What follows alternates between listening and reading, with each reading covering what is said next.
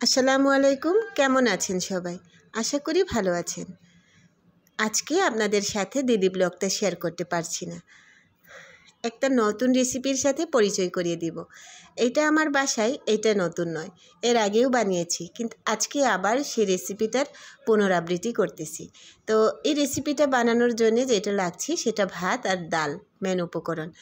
বাসি ভাত দিয়ে এটা আমি বানাচ্ছি। ইদানিং আমার বাসায় খাবার দাবারের খুব অনিয়ম হচ্ছে, তাই এই বেঁচে যাওয়া ভাতগুলো দিয়ে একটা সুন্দর রেসিপি বানাবো, আর সেটা আপনাদের সাথে নিয়ে। এই রেসিপিটা বানানোর জন্যে আমি ব্লেন্ড করে নিয়েছি, খুব মিহি করেই ব্লেন্ড করলাম। এখন এই উপকরণগুলোর সাথে যে সমস্ত উপকরণ আমি যোগ করব সেগুলো দেখাচ্ছি, চলুন। বেশি কিছু লাগবে না, জানেন তো। যেগুলো যেগুলো বাসায় সবসময় থাকে সেগুলো দিয়েই তৈরি হবে।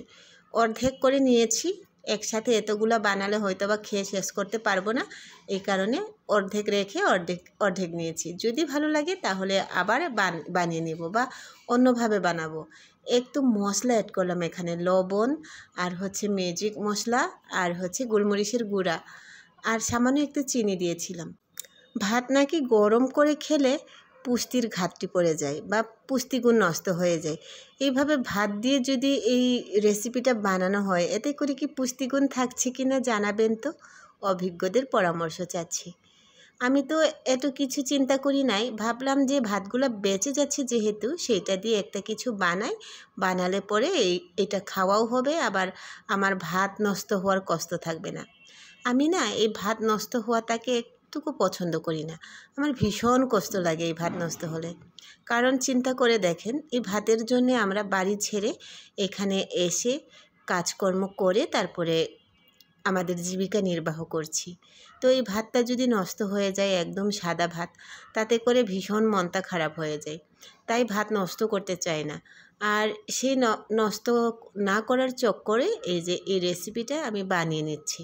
এর আগে যখন বানিয়েছিলাম তখনও ভীষণই ভালো লেগেছিল, আর সেইটা ছিল পোয়া পিঠার মতো, তেল পিঠার মতো বানিয়েছিলাম।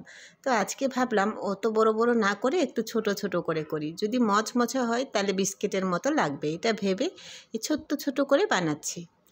আর এটা বানানোর পরে বোঝার উপায় ছিল না যে এটা কি ভাত দিয়ে বানিয়েছি না অন্য কিছু ছিল।